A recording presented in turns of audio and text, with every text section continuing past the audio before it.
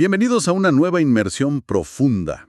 Hoy el foco está puesto en algo vital. Hablamos de la supervivencia y el dominio absoluto de los indicadores de gestión. Así es. Y esto está específicamente pensado para la realidad operativa de las pequeñas y medianas empresas. Quienes asumen el reto de liderar un negocio saben que el día a día fácilmente se convierte en una rutina de apagar incendios. Totalmente. Un apaga incendios constante. Hay mucho movimiento, hay estrés, pero al final del trimestre, la gran pregunta es si realmente se avanzó o si solo se sudó la camiseta sin llegar a ninguna parte. Bueno, vamos a desempacar esto. Pensemos en un escenario clásico. A ver, Una fábrica de calzado tradicional, digamos, en la zona industrial de Bogotá. Hay un ruido ensordecedor. Las máquinas de corte no paran. El olor a cuero inunda todo el lugar. Entran y salen camiones. o sea, todo parece indicar que es un negocio sumamente próspero. Exacto. Todo se ve increíble. Sin embargo, llega el día 30 del mes y la gerencia se sienta frente a un Excel preguntándose por qué no hay plata para pagar la nómina. Y ese es el momento crítico. No hay idea de si se desperdició material, si los operarios realmente rindieron o si, no sé, ese modelo de zapato en particular deja alguna ganancia. Es una sensación verdaderamente aterradora de estar pedaleando en el aire. Es un escenario que refleja la realidad de muchísimas organizaciones hoy en día.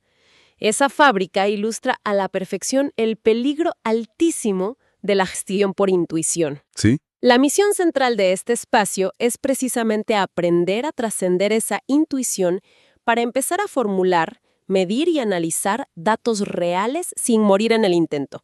Y los números sobre esa gestión a ciegas son bastante reveladores y francamente preocupantes. ¿Qué dicen los datos sobre esto? Pues la estadística demuestra que apenas un 23% de las empresas que dirigen sus operaciones basándose únicamente en el instinto o mirando de forma exclusiva el saldo en la cuenta bancaria logran superar los 3 años de vida. ¡Wow! Solo el 23%. Así es. Dirigir una organización hoy en día bajo la mera corazonada es quedarse completamente al margen de la cuarta revolución industrial. Los datos dejaron de ser un lujo de las grandes multinacionales. Ahora son un recurso de supervivencia básica para cualquier pyme. Ese 23% es una cifra que de verdad debería sacudir a cualquier junta directiva. Quedarse en el camino simplemente por no tener una brújula adecuada es un costo demasiado alto. Definitivamente. Para evitar ese destino, hay una analogía operativa muy clara a la hora de estructurar toda esta medición. Hay que pensar en los indicadores de gestión como el tablero de control de un vehículo. Esa me gusta. Al conducir, ese tablero informa la velocidad a la que se transita, lo cual en una empresa equivale a los resultados del negocio. También marca el nivel de gasolina en el tanque, que representa los recursos financieros y humanos que hay disponibles. Y las alertas. Exacto. Y lo más crítico, enciende luces rojas cuando hay una falla en el motor, alertando sobre problemas operativos antes de que el carro quede completamente varado en medio de la carretera. Lo fascinante aquí es cómo este tablero de control se integra con una premisa administrativa ineludible. Es la regla de las 3E. Las 3E. Sí, todo el engranaje de medición de una empresa debe responder a estos 3 conceptos. El primero es la eficacia. Volviendo a las analogías, es como un arquero lanzando una flecha. La eficacia se cumple cuando la flecha da en el centro de la diana. O sea, lograr el objetivo. Exactamente, es lograr la meta propuesta, entregar el pedido a tiempo, cerrar la venta, lo que sea. Sin embargo, en el entorno real de las pymes, lograr la meta no es suficiente si el costo de hacerlo termina quebrando a la empresa. Claro. Y ahí es donde la eficacia choca de frente con la realidad de los recursos limitados.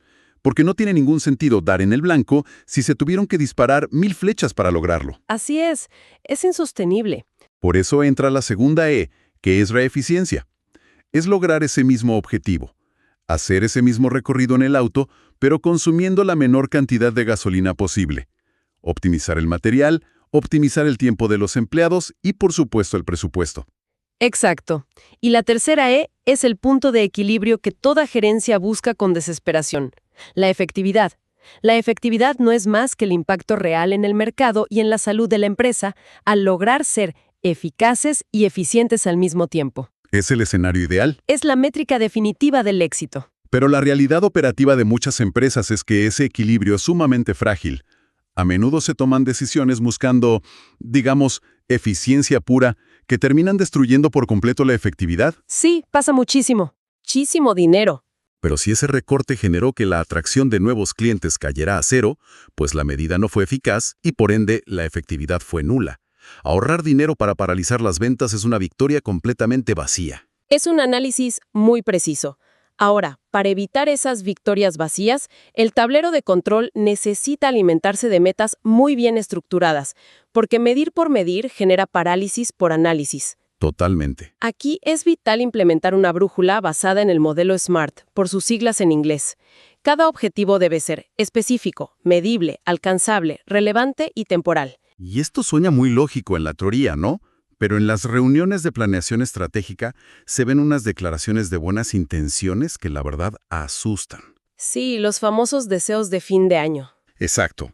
El típico, este año vamos a mejorar el servicio al cliente o vamos a incrementar las ventas. Eso a nivel operativo no significa absolutamente nada. Mejorar las ventas podría ser vender un peso más en los próximos 10 años. Y técnicamente habrían cumplido la meta. Técnicamente sí. Una meta formulada bajo la rigurosidad de SMART tiene que doler un poco por su precisión. Algo como, aumentar la facturación de la línea de calzado deportivo de 50 a 65 millones de pesos para el cierre del tercer trimestre. Ahí hay estructura. Ahí hay un tiempo límite, hay un monto exacto y hay un foco hiperespecífico. Esa claridad milimétrica es lo que permite construir el siguiente nivel de madurez en una pyme. Hablamos de la profesionalización mediante la ficha técnica de cada indicador. No se trata de llenar documentos por pura burocracia, sino de establecer de forma clara las reglas del juego. Claro. Y dentro de esa ficha hay un concepto que es sencillamente innegociable: la línea base. Es la fotografía del estado actual antes de implementar cualquier tipo de mejora. Pero ahí hay un problema gigante. El problema surge cuando las empresas quieren implementar estas mediciones y se dan cuenta de que no hay datos históricos. Es decir, nunca han medido nada. ¿Cómo se establece una línea base cuando la operación ha estado a ciegas durante años? Es un desafío súper común en la región. En esos casos, la recomendación operativa es frenar un poco la ansiedad por proyectar a futuro y dedicar el primer mes o el primer trimestre exclusivamente a observar. Observar y registrar. Exacto. Observar y registrar el comportamiento natural del negocio. Esa se convierte en la línea base cero. Porque si no se documenta que hoy en día la tasa de entregas tardías es del 40%, va a ser imposible dimensionar el triunfo cuando esa cifra baje al 5% unos 6 meses después. No hay punto de comparación. Ninguno. Además de la línea base, la ficha técnica requiere una definición súper clara de la fórmula matemática, la unidad de medida y, sobre todo, la asignación de responsabilidades. La asignación de responsables. Este es mi punto favorito. Hay un refrán corporativo que ilustra esto a la perfección. Si todos somos responsables, nadie es responsable. ¡Qué gran verdad! Poner en un documento que el encargado de mejorar la rotación de personal es el Departamento de Recursos Humanos es básicamente dejar la puerta abierta a la inacción total. Se requiere un nombre y un apellido. Directora de talento, Laura Monge. Exactamente. Cuando el indicador se desvía, hay una persona con quien sentarse a auditar el proceso.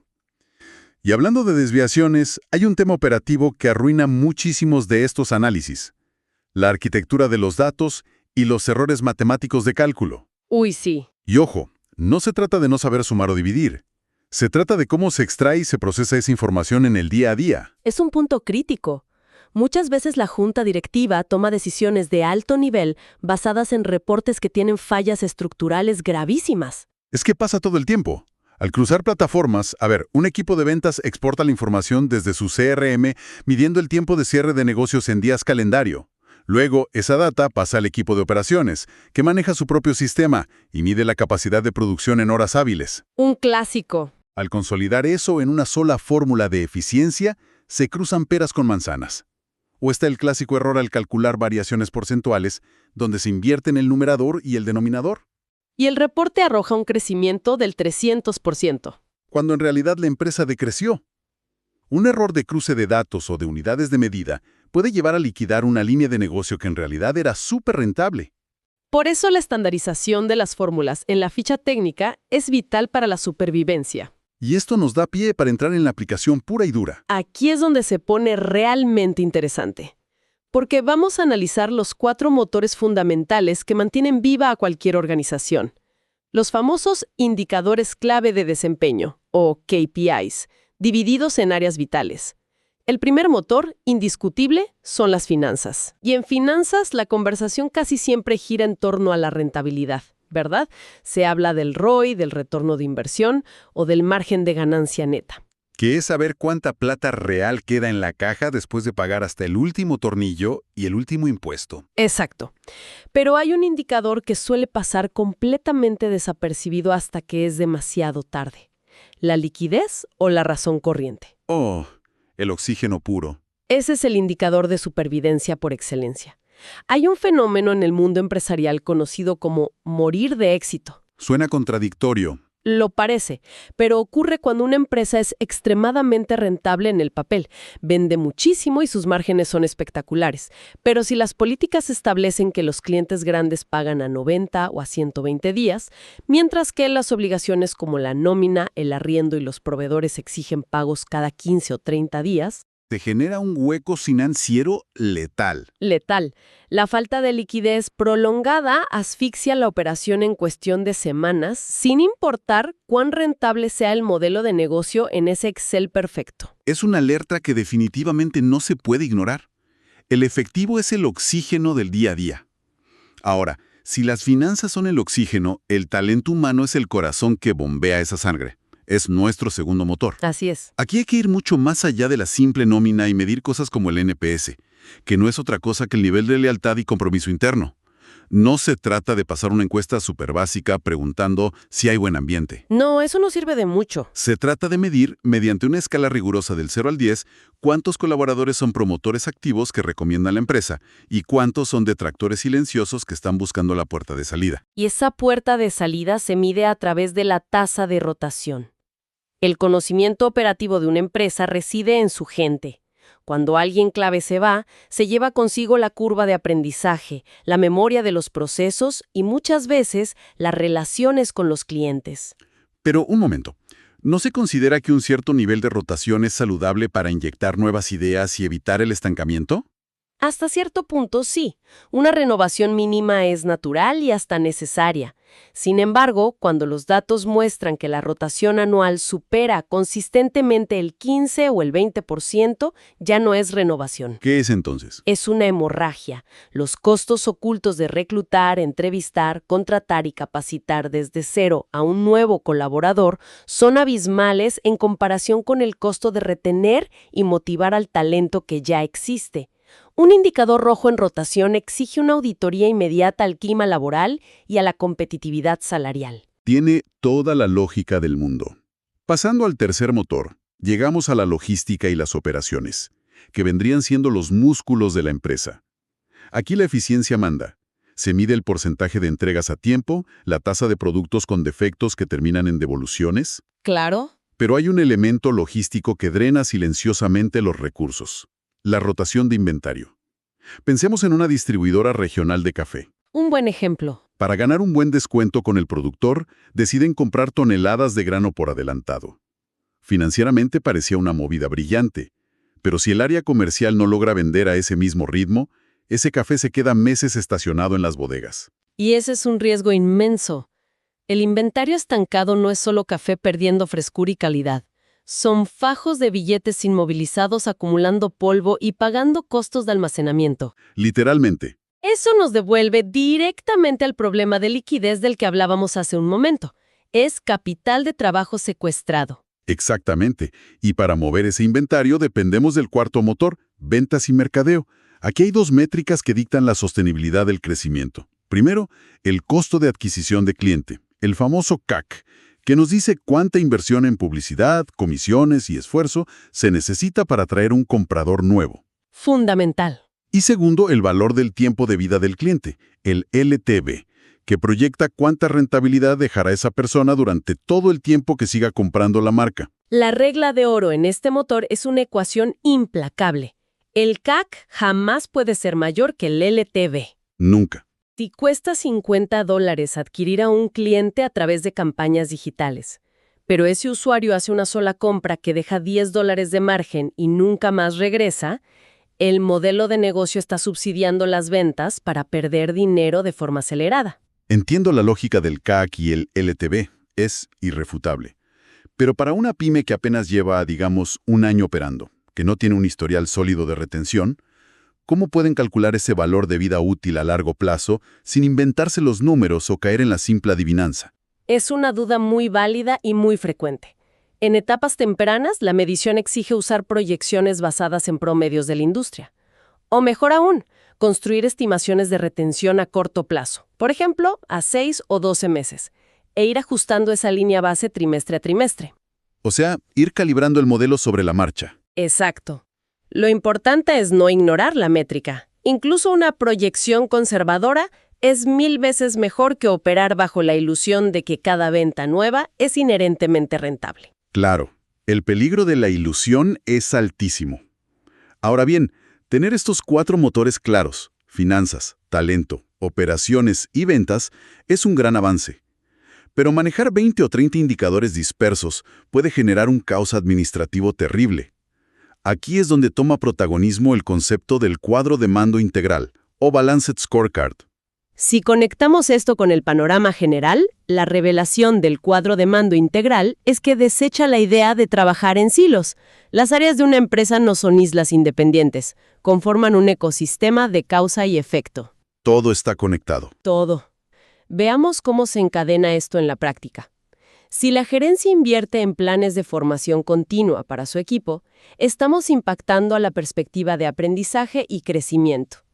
Ese personal mejor capacitado inevitablemente va a optimizar su trabajo diario, Reduciendo errores. reduciendo errores y tiempos muertos, lo cual impacta positivamente la perspectiva de procesos internos. Y la reacción en cadena continúa.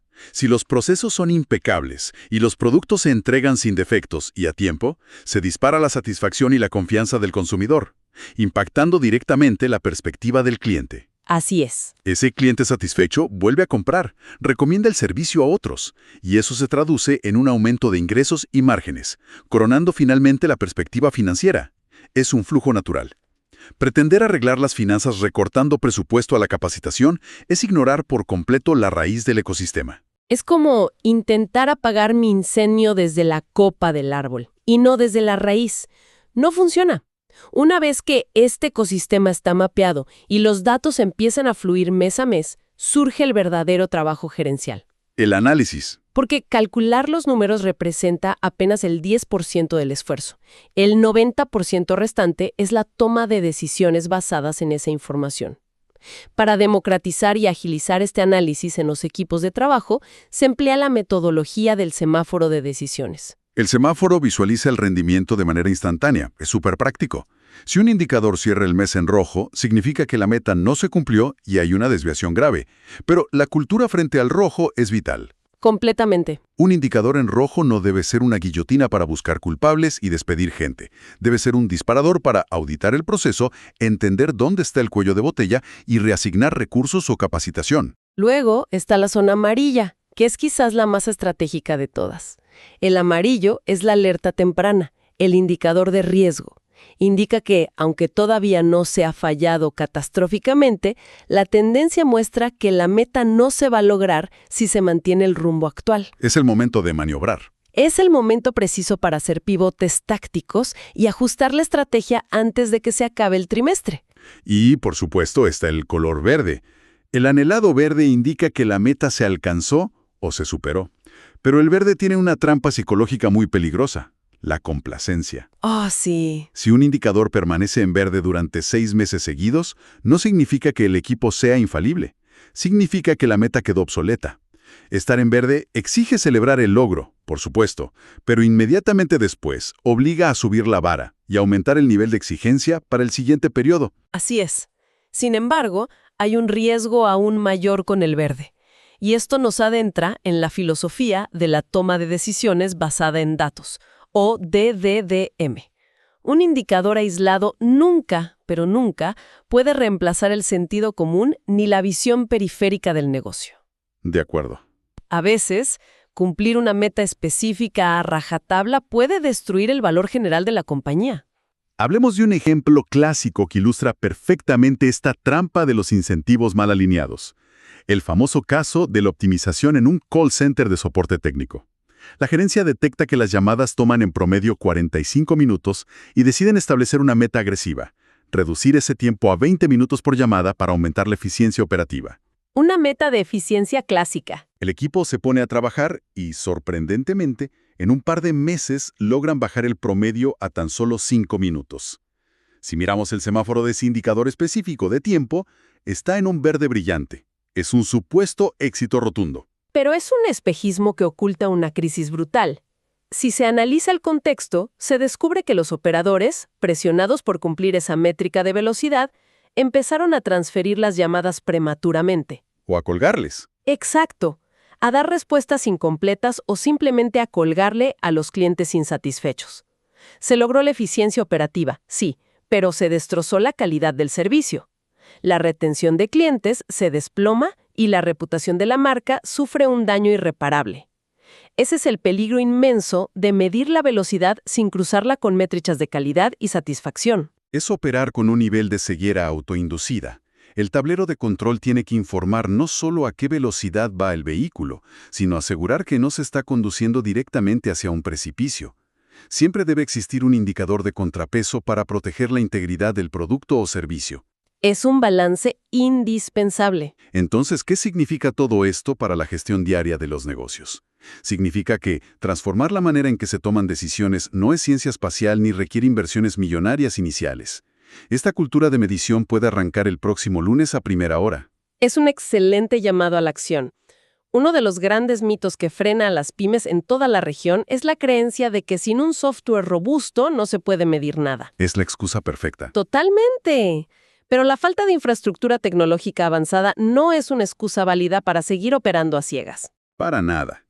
Definir metas bajo la metodología SMART, establecer las fichas técnicas con responsables claros e identificar líneas base es algo que se puede empezar a estructurar en un simple cuaderno o en una pizarra.